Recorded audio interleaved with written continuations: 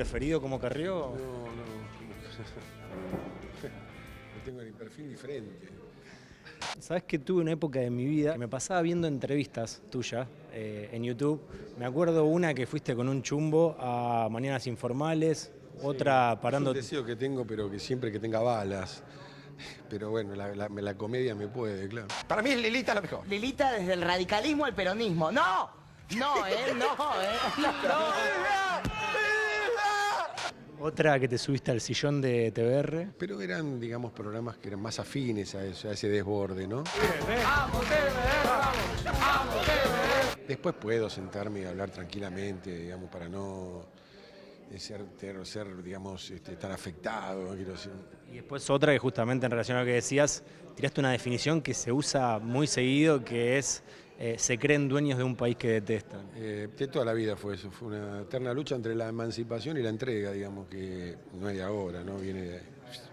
Hace mucho tiempo. Sí. Diego, sobre la película, cuando la veía pensaba, haces varios personajes y se me ocurre también que en Todo por Dos Pesos también tenés varios personajes, pero ¿qué diferencia hay? Porque como que la línea argumentativa es más larga, hay mayor continuidad, ¿qué diferencias hay? ¿Cómo te resultó hacer varios personajes? No, tiene que ver más con el lenguaje, porque yo suelo hacer varios personajes en la comedia, pero es como un género que me queda más cómodo y que yo busco, por otro lado. Acá es una historia en la que uno está involucrado como un personaje que además se convierte en 3 o 4 más. Entonces, el género es distinto también, no es una comedia tampoco esto. Convergen distintos géneros que es también muy típico del cine de Néstor, en donde hay algo del melodrama, también hay algo de la película de suspenso, digamos, hay algo que hay que esclarecer que sucede en la película, que no lo voy a adelantar.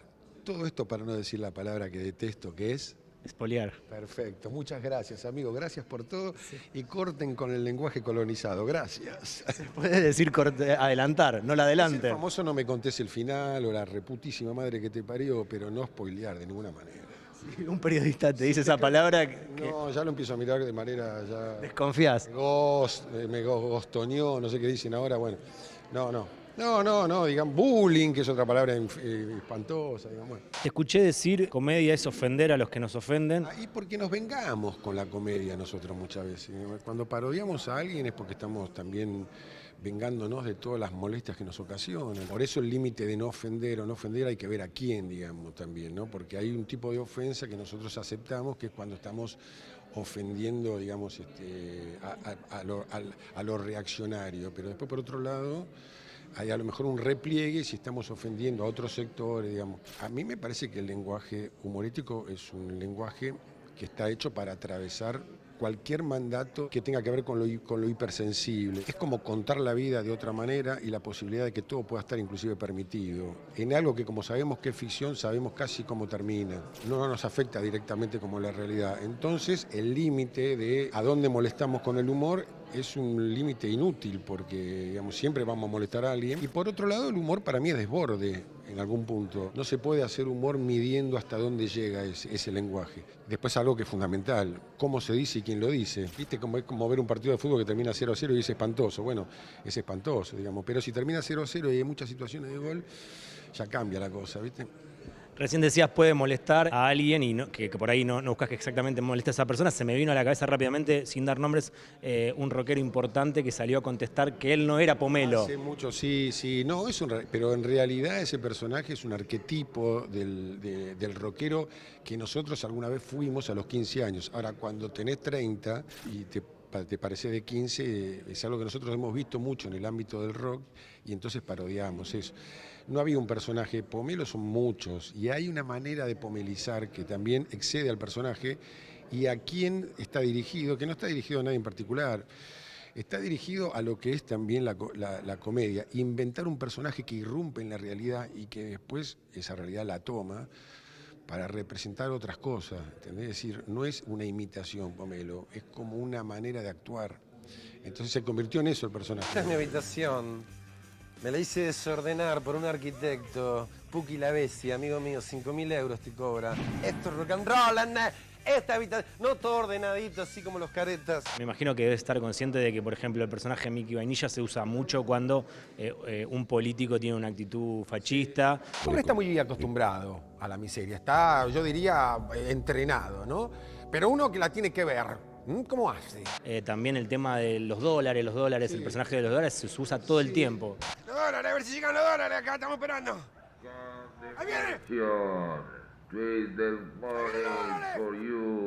Sí, bueno, son los personajes que empiezan a circular de otra manera que no sea la ficción, ¿viste? No sería fascista en este caso. Mickey Vainilla es un personaje, porque ¿viste? El fascismo es un movimiento de masas, digamos, y habla de la supremacía, digamos. Hay algunos que se le dice fascista que no son fascistas, porque también se le dice facho a cualquiera hoy, entonces decís, no, este no es facho, ¿no? Este quiere un país para poco, no es un partido de masa, ¿no? Siempre los Mickey Vainilla están de una manera mucho más cruel que Mickey Vainilla, porque en definitiva Mickey Vainilla es una ficción. Vos te ríes con Mickey Vainilla y probablemente no te rías con alguien que está en lo macro político, digamos, haciendo como si fuera Mickey Vainilla. El Yadí de Mickey Vainilla puede ser cualquier tía. Desde ya, claro, sí. Está en lo macro y en lo micro. Arranca la película con el logo del Inca. ¿Cómo estás viviendo la situación particular de la cultura ahora?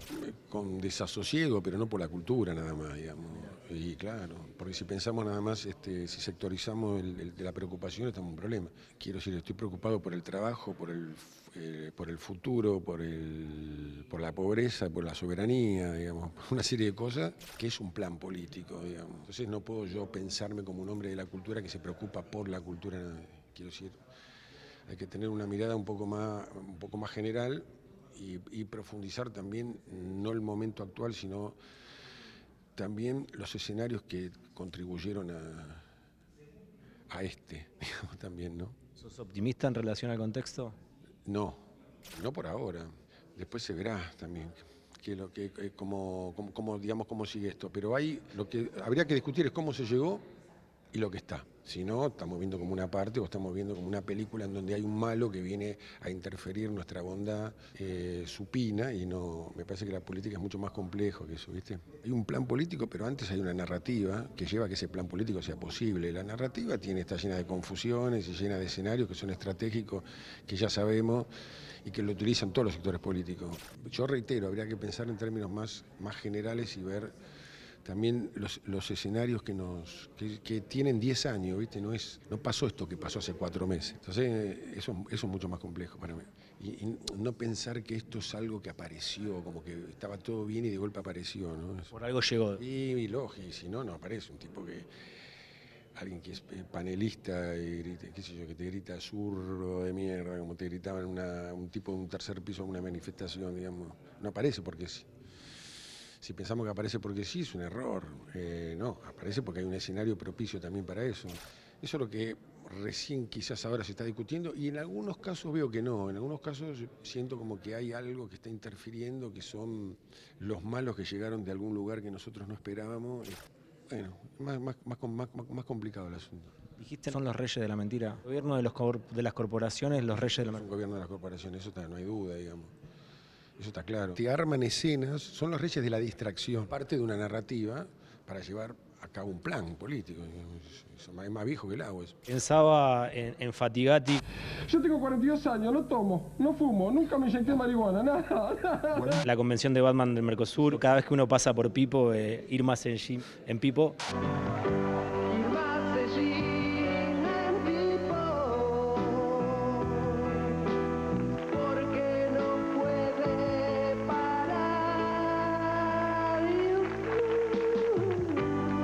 Me remitió mucho al Todo por 2 pesos de la televisión pública, sí. Que de hecho eras muy gracioso. Yo fui a verlo un día en el Fuera del Aire también.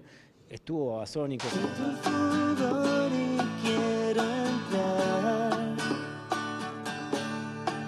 Con ustedes Vinazzi.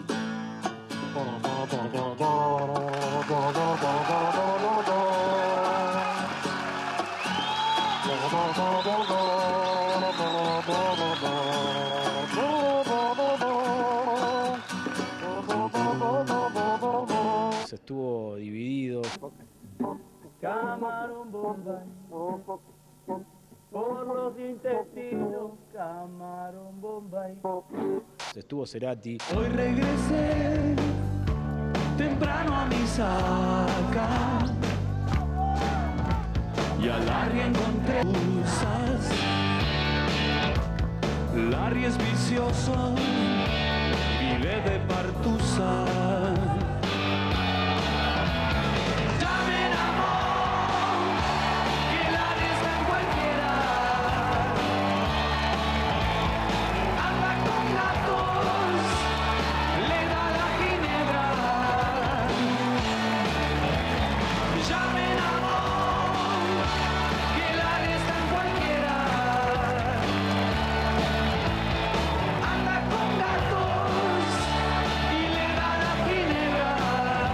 alcohol te tomó el vino cuando hacías de Vinazzi.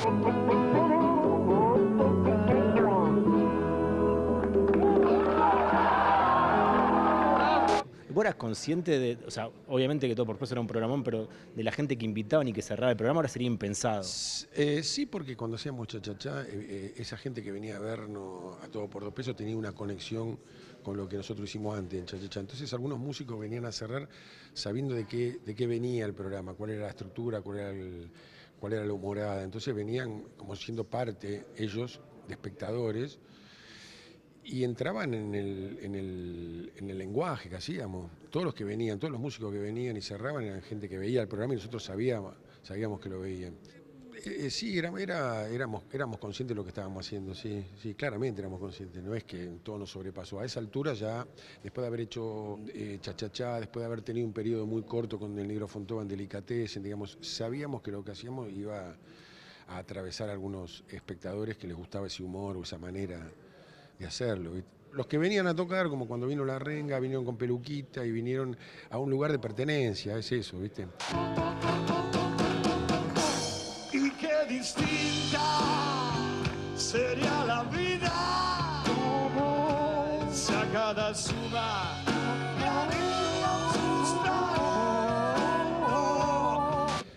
Luis Almirante Brown, un personaje que rápidamente te remitía al Spinetta de Artaud de algún momento, tanto Spinetta como vos hablando bien de Spinetta con temor a cómo lo iba a tomar y él contando que le gustaba, y de hecho creo que en las bandas internas en algún momento él parodia con... Sí. ¿Cómo fue ese momento? Yo después tuve un ensayo que por intermedio de Lebón, que fui a ver lo de la banda Eternas, un ensayo de Pescado Rabioso. Sí, acá me escribieron una letra que no responde a la verdadera. Y en el Nuevo Día, Labios sin tiempo. Esa es la letra de Luis Almirante Brown. No, yo creo que Luis Almirante Brown ni siquiera era una parodia Spinetta, sino que es un poco la idea de lo que nosotros hacíamos en el humor, que es estar mirando algo y decir, ¿cómo sería esto si fuera de otra manera? O sea, ¿cómo sería si Spinetta explicara su poética de una manera correspondida a lo que es su propia poética, pero a su vez también dice, pero con esta otra me la llevé toda, o hice 4 Gran Rex, ¿entendés?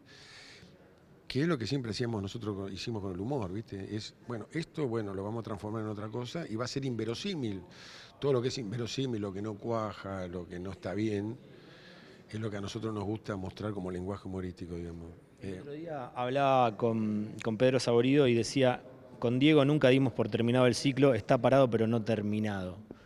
Tal cual, y si está terminado, es la mejor manera que esté terminado, quiero decir, no con una decisión que tomamos de decir hasta acá llegamos, sino una especie de parate que en algún momento se revitalizará o quedará ahí en lo que hicimos, ¿viste? Que también con Pedro decíamos, bueno, hicimos mucho también. Hay que ver cómo se vuelve a eso, ¿viste? A lo mejor la decisión es, no, dejarlo ahí donde está, digamos, porque además eso sigue circulando en la gente, no tenemos que hacer más programas para seguir mostrando nada. O a lo mejor es todo lo contrario, a lo mejor en 2 años decimos, bueno, ahora tenemos ganas de hacerlo, a lo mejor de otra manera, no sé si hacerlo de 1 hora, como lo hacíamos, sino hacerlo con otro formato, de otra forma. Vi la película para hacer la nota, me quedó pendiente Lado C, ¿qué podés contarnos? El Lado C es como una especie de, como definía un amigo, una especie de biocomedia, porque es un reportaje público que en un espacio teatral y con videos también correspondientes a ciclos en los que yo participé, hace que lo contado sea de una manera que a mí me divierte más y que me puede permitir un hecho teatral de algo que parecería que no lo es, como puede ser un reportaje público, en este caso un teatro, ¿viste? Entonces eso se terminó convirtiendo como en un espectáculo teatral, sin que yo lo supiera, con lo cual todavía tampoco lo sé, pero la gente te hace llegar eso, entonces se armó esto que nos divierte hasta que termine. ¿Cuál fue el último disco que escuchaste? El último que escuché es Red, de King Crimson, pero lo volví a escuchar, quiero decir, después de escucharlo de muy pequeño. ¿Tu disco preferido? Revolver de los Beatles, no sé si es el preferido en términos de que me parece el mejor, porque no pienso en términos de lo mejor, sino lo que más me ha impactado y porque tiene un recorrido también con mi infancia y con lo que me produjo algunos temas de ese disco que aún hoy siguen pasando, ¿viste? En mi cabecita. Bueno, el Revolver lo linkeamos con el comienzo de la nota. Todo tiene que ver, ¿viste? Empezamos y terminamos con un revólver. Yo sugiero envenenamiento a lo Putin, no revólver porque eso victimiza y el envenenamiento no se sabe qué organización fue. La tiro para que reflexione. Para que reflexione. Para que no quede todo tan masticado. Muy siniestra, con lo cual alguien envenenado ya genera una expectativa en donde puede llegar a haber un repliegue. Cuando hablamos de repliegue, hablamos de lo macropolítico, claro. Te escuché decir la muerte es el otro. Cuando eras joven pensabas eso o que es el grande. No, cuando tenés 60 la muerte no es el otro, la muerte es tuya, toda tuya se llama. ¿Pensás en algún momento en ese...? No pienso porque todo lo que tengo para hacer me lo hace olvidar. Entre otras cosas, cuando hago humor y esas cosas, que es una manera no de escapar, sino de afrentarla o de decir, bueno, andate a la concha de tu madre. ¿Sos de ir a ver bandas, última banda que hayas visto? No, hace rato que no voy a ver. No me acuerdo, la última banda que fui, me parece que... Bueno, Crimson en el 2019, sí, en el Luna Park. ¿Película preferida? No sé. Entre otras, siempre me viene El Ciudadano, siempre me viene El Ciudadano de Orson Welles. No sé si la preferida, pero entre varias. No sé por qué cuando me preguntan, me aparece esa película. ¿En qué momento te diste cuenta que ibas a vivir del arte? Cuando empecé a laburar en Cha Cha Cha y se terminó Cha Cha Cha después de 3, 4 años, me llamaron de otros programas de televisión porque ya era conocido por Cha Cha Cha. Entonces, a partir de ahí yo empecé a tener como un sueldo todos los meses y ahí supe que podía vivir de la actuación. Con la televisión, con el teatro era imposible. ¿Qué hubiese sido si no hubiese sido actor? Bailarina, siempre. ¿Pendientes? Sí. Hubiese jugado al fútbol profesional. Bueno, no está bien, no pasó nada. Vamos a pedir que hagas un copete que digas, vean fuera de agenda por C5N. Sí, vean fuera de agenda por ser 5N, pero siempre adentro, nunca afuera. Muchas gracias. No, por favor.